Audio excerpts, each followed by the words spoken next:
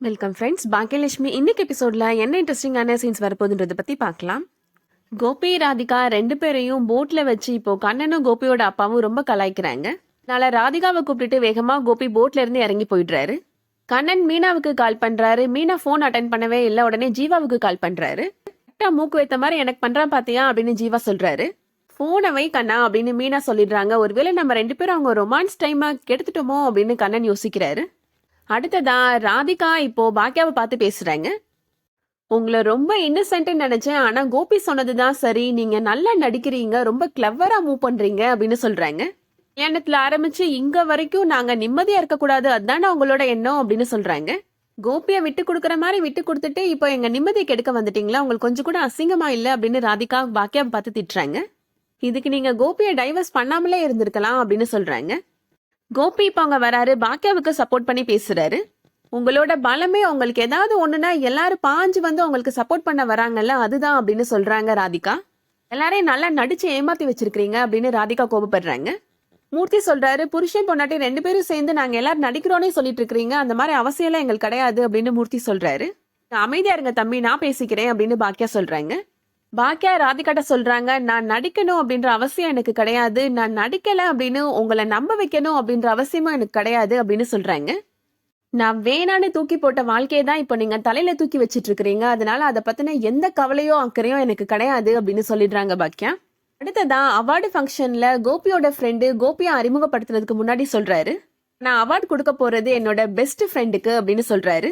அவர் மிகப்பெரிய உழைப்பாளி. கடந்த 2 வருஷமா எவ்வளவோ தொழில்கள் காணாம போயிருக்கு, அந்த சூழ்நிலையிலும் அவர் அவரோட பிசினஸ கைவிடல அப்படின்னு பெருமையா பேசுறாரு. பாக்கியாவும் கோபியோட அப்பாவும் இப்போ அந்த ஃபங்க்ஷனுக்கு வந்திருக்கிறாங்க.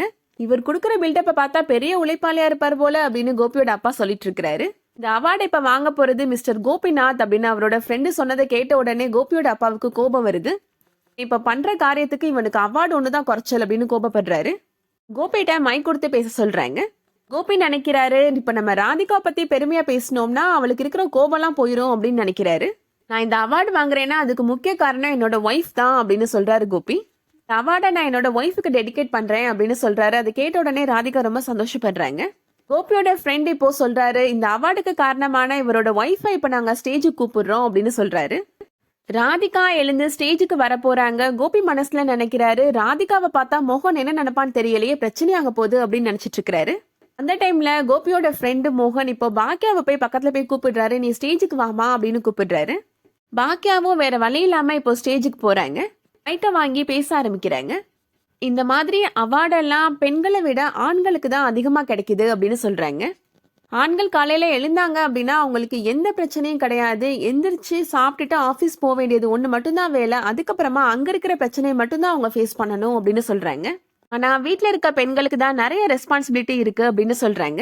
வீட்டு வேலைகள் எல்லாமே செய்யணும், வீட்டுல இருக்க குழந்தைகளை பாத்துக்கணும், அது போக வீட்டுல இருக்க எந்த பிரச்சனையும் ஹஸ்பண்டோட காதுக்கு போகாம வீட ரொம்ப அமைதியா பாத்துக்கணும் அப்படின்னு சொல்றாங்க. இந்த ஸ்டேஜ்ல சில பெண்களும் அவார்டு வாங்குறத நான் பார்த்தேன் அப்படின்னு பாக்கியா சொல்றாங்க. எந்த காரணத்துக்காகவும் குடும்பத்தை விட்டு போகாம குடும்பத்தை ஆளுக பண்ற எல்லா விமர்சனத்தையும் தாங்கிட்டு அவார்டு வாங்கினா அவங்க எல்லாருக்கும் என்னோட பாராட்டுக்கள் அப்படின்னு சொல்றாங்க பாக்கியா. ரொம்ப நல்லா பேசணுமா அப்படின்னு பாக்கியாவோட மாமனார் சொல்றாரு. போலாமாமா அப்படின்னு பாக்கியா சொல்றாங்க. வந்த வேலை முடிஞ்சிருச்சு போலாமா அப்படின்னு பாக்கியாவோட மாமனாரும் பாக்கியாவும் அங்கிருந்து போயிடுறாங்க. அதோட இன்னைக்கான எபிசோட் முடியுது. இந்த வீடியோ உங்களுக்கு பிடிச்சிருந்துச்சுன்னா லைக் பண்ணிக்கோங்க. ரெகுலர் சீரியல் அப்டேட்ஸ்க்கு நம்ம சேனலை சப்ஸ்கிரைப் பண்ணிக்கோங்க. தேங்க்ஸ் ஃபார் வாட்சிங்.